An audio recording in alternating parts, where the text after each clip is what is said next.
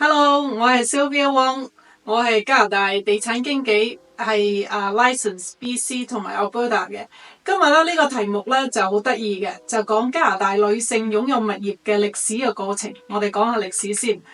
咁呢亦都有好多客戶問我啦，咁究竟有咩歷史可以講呢？咁加拿大女性嘅房屋所有權喺呢個路上呢，有好多重要嘅里程碑，例如19世紀80年代。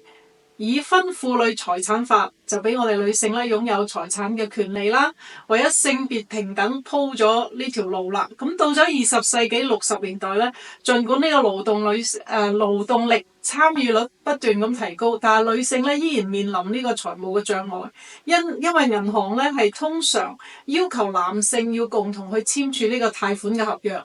咁1961年。喺 BC 省 Van City 就成為咗第一間獨立向女性淨係女性提供貸款嘅金融機構。呢一種情況開始產生變化。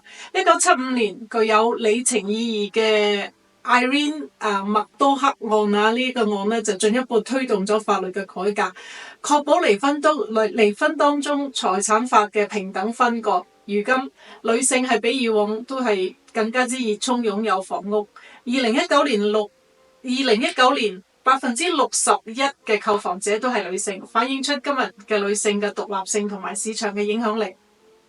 咁大家如果中意我嘅視頻嘅話，都歡迎你哋去 subscribe 我嘅 channel 啦。